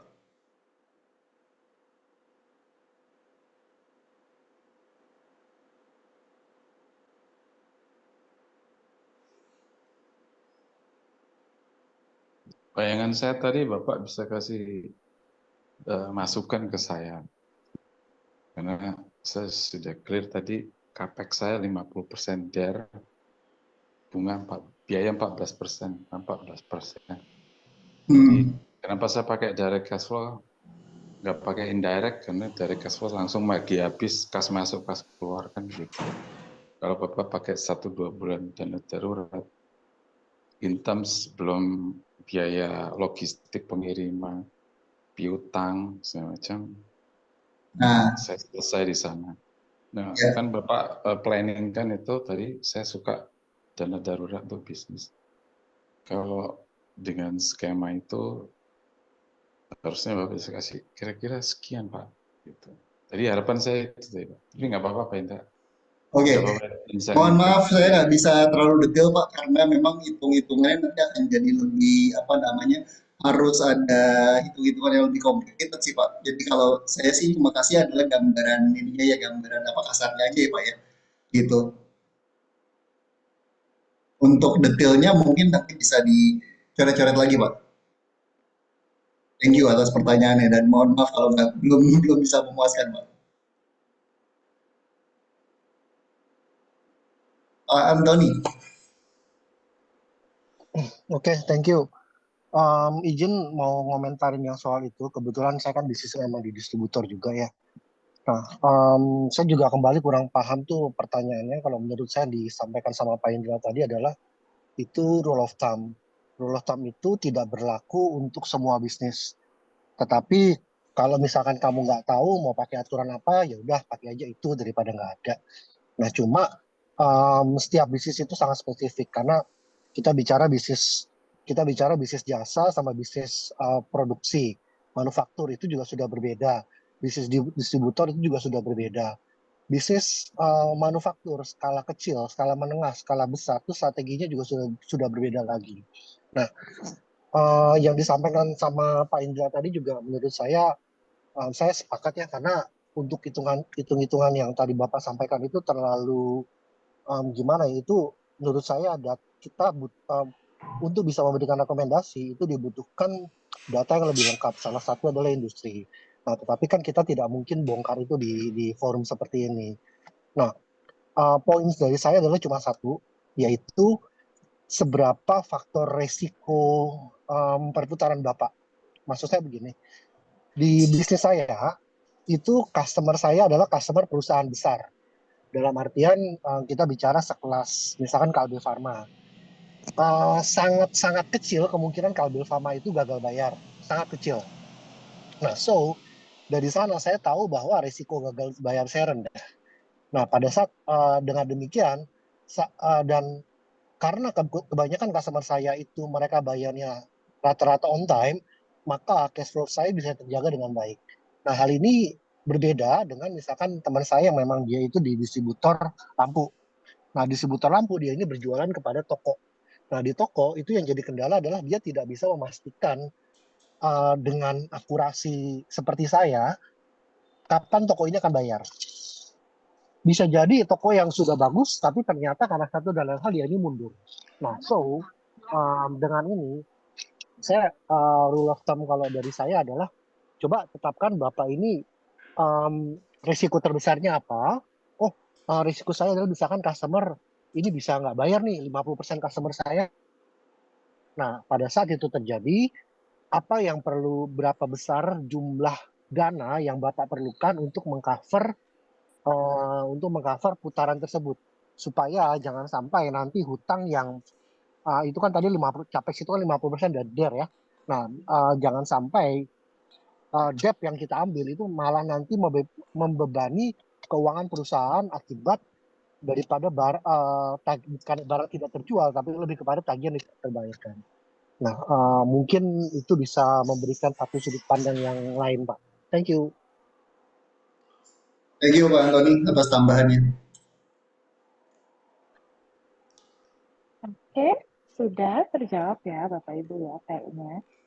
Gak kerasa kita diskusi sampai udah jam 9 nih Pak. Mungkin Seru ya? seru banget. Mungkin ada tambahan nih terakhir dari Pak Indra, mungkin ada Oke, mungkin. dari saya namanya bisnis tentu saja penuh dengan dinamika, penuh dengan penuh dengan tantangan dan tentu saja akan challenging gitu ya, akan seru juga untuk dijalanin dan tapi bisnis juga adalah sesuatu yang bisa membuat kita terbang tinggi dibandingkan posisi kita sekarang gitu ya. Jadi seperti pisau yang bermata dua, bisnis ini kalau kita jaga dengan baik, kita patuhi rambu-rambunya dan kemudian kita ikuti jalannya dengan baik, maka harapannya adalah ini bisa membawa kita ke tempat yang lebih tinggi. Tapi untuk sampai ke tempat yang lebih tinggi itu kita perlu untuk mengikuti rambu-rambunya. Dan ini yang saya sharingkan di sini, mudah-mudahan bisa bermanfaat, bisa jadi guideline juga untuk teman-teman dalam menjalankan bisnis. Dan tentu saja semua bisnis seperti kata Pak Antoni tadi akan berbeda, resikonya juga beda-beda, kemudian apa yang dihadapi juga beda-beda. Jadi ini hanya panduannya, rule of thumb-nya, dan kemudian nanti bisa disesuaikan dengan bisnisnya teman-teman masing-masing. Semoga bermanfaat. Oke, gitu ya Bapak Ibu ya. Memang kalau ngobrolin soal bisnis tuh kayak kita bisa ngomong ini tuh bisa 2 hari 2 malam nggak apa-apa. Kayaknya selalu ada banyak sekali hal yang bisa dibicarakan gitu ya Pak kayaknya. Oke, nah terima kasih Pak Indra atas insight-nya pada malam hari ini. Sampai nggak kerasa udah jam 9 kita ngobrolnya Bapak Ibu ya. Nah tapi sebelum menutup seperti biasa nih, nanti saya boleh, sebenarnya tadi udah dikasih closing statement sih sama Pak Indra ya kayaknya. Tapi apa ya Pak, mungkin kalau dari bawah bukan closing statement, tapi berarti weh jangan. Nanti saya mau minta weh jangan gitu mungkin ya Pak ya. Dari pengalamannya Bapak. Karena closing statement-nya udah dibicarain duluan. Lagi saya gantian yang share screen untuk ngomong tentang i-community gitu ya Pak ya. Boleh ya? Oke. Mungkin boleh dibantu operator yuk putar PPT-nya. Oke, terima kasih. Jadi, selamat datang Bapak Ibu di iCommunity ya, yang baru hadir, baru tahu tentang iCommunity, selamat datang. Jadi, iCommunity adalah sebuah platform komunitas tempat para pebisnis dan profesional untuk berkumpul. Next. Jadi, iCommunity ini dibangun oleh Pak Juanda Rovelin. Next.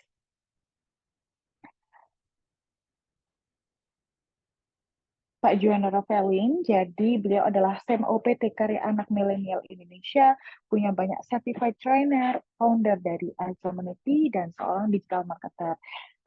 Nah, lalu kita lebih dekat nih tentang iCommunity di slide berikutnya.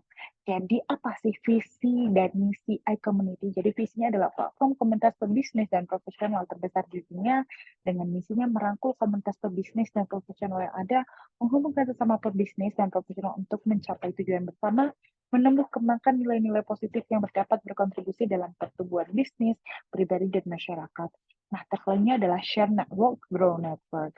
Nah, lalu apa sih di tujuan iCommunity ini? Ada 4. Tujuannya yang pertama adalah mempersatukan anggota iCommunity dalam persahabatan, kerjasama, dan saling pengertian, mengembangkan semangat kolaborasi sesama anggota, menanamkan nilai positif dalam dunia bisnis dan profesional, membangun platform bagi komunitas pebisnis dan profesional untuk belajar, bertumbuh, dan berkembang melalui learning resources, business matching, dan juga referral.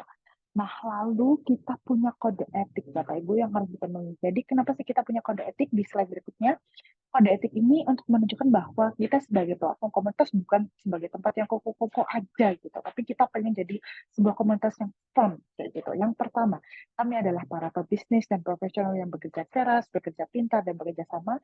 Kami mengedepankan nama baik dalam melakukan usaha dan mengutamakan kolaborasi antar sesama anggota tanpa menjadikan anggota lain sebagai target jualan ataupun berkompetisi secara tidak sehat. Yang ketiga, kami sadar bahwa dengan berbagi relasi, maka akan memperbesar rezeki bersama. Karena itu, kami siap untuk berbagi relasi atas dasar saling mendukung. Yang keempat, kami berperilaku positif dalam berkomunitas, melakukan segala aktivitas dengan berdasarkan niat baik. Dan terakhir, apabila kami melanggar kode etik ini, kami bersedia ditegur, diperingatkan, bahkan diberikan sanksi. Oke, nah kalau tadi udah ngomongin tentang iCommunity-nya, sekarang kita mau ngobrolin soal kenapa sih Bapak Ibu perlu join iCommunity dan apa sih benefitnya tentang iCommunity. Jadi gimana nih Bapak Ibu bisnisnya sekarang? Apakah Bapak Ibu pernah mengalami masalah-masalah berikut di slide berikutnya? Misalnya, kehabisan daftar nama, tidak memiliki network yang tepat, tidak tahu cara memulai komunikasi dengan pebisnis dan profesional yang lain. Sebenarnya kalau Bapak Ibu merasa ada problem seperti ini, nggak perlu khawatir ya. Mungkin next lagi.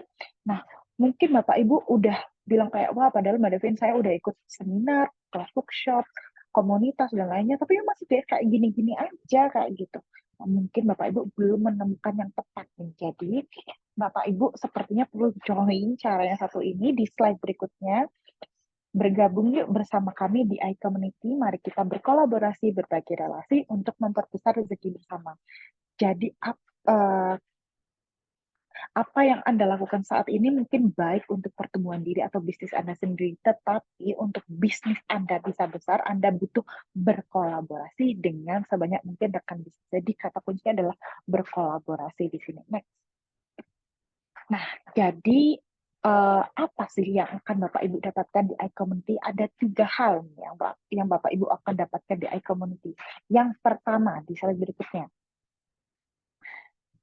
Slide berikutnya lagi. Yang pertama ada valuable community. Jadi valuable community, next, ada akses networking, ada akses learning, juga akses contributing. Terus benefit yang kedua, di slide selanjutnya, ada quality leads, yaitu list to customer baru, reseller baru, dan juga customer retention. Dan benefit yang ketiga, di slide berikutnya, low cost, karena nggak perlu biaya iklan, word of mouth, dan banyak konten premium untuk upgrade skill bersama. Nah, Next berikutnya ini adalah 7 program tentang iCommunity gitu ya. Jadi contohnya kayak malam hari ini ada iCommunity Level Up Club. Jadi untuk belajar upgrade skill setiap Kamis jam 19.30, lalu ada ILC, terus ada IBM yaitu pertemuan antar pebisnis dalam yang orang dengan kapasitas orang yang sedikit memang, karena memang supaya bisa ngobrolnya itu lebih dari hati ke hati gitu. Next, jadi ini gambaran tentang how to grow your business with iCommunity. Jadi kalau tadi ketemuan di ALC, terus nanti ketemuan mengerucut lagi di IBM karena forumnya lebih kecil, terus nanti ada di one-on-one meeting kalau udah cocok satu sama lain, dan akhirnya refer a business. Next. Nah, lalu ini adalah Jadi ini adalah iCommunity Business Matching secara online, bisa dicek di www.icommunity.id. Jadi Bapak Ibu kalau pengen tahu tentang iCommunity bisa ke sini ya, www.icommunity.id, dan Bapak Ibu bisa juga cara how to be our member itu bisa juga ada di situ. Ada yang dari free, terus ada yang dari basic sampai pro kayak gitu. Next. Nah, ini pertemuan secara online. Next. Ini yang pertemuan secara offline-nya. Next. Nah, semua informasinya ada di mana nih? Di Instagramnya iCommunity, yaitu iCommunity Official. Jadi Bapak Ibu follow untuk tahu setiap minggunya ada acara apa gitu ya. Next, ini YouTube-nya nanti kalau tadi ada yang ketinggalan nih Pak Indra ngomong apa, aduh kayaknya debatnya panas banget nih, gimana Pak? Mau nonton tapi ketinggalan, nggak apa-apa. Besok bisa dilihat di YouTube-nya iCommunity. Itu ya Bapak Ibu. Oke, terima kasih banyak. Bisa di close screen-nya.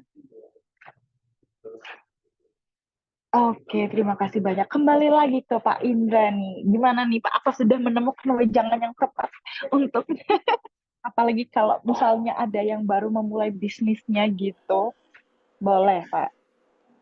Jangannya apa ya?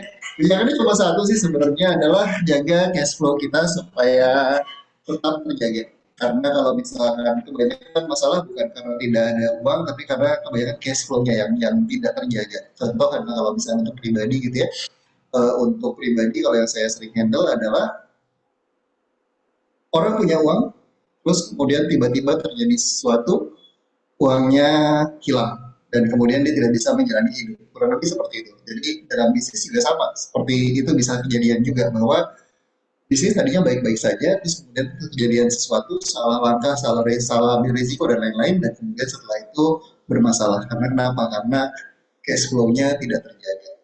So, manage your cash flow and thank you. Selalu jaga cash flow itu yang kayaknya selalu ditekankan sih ya dari awal.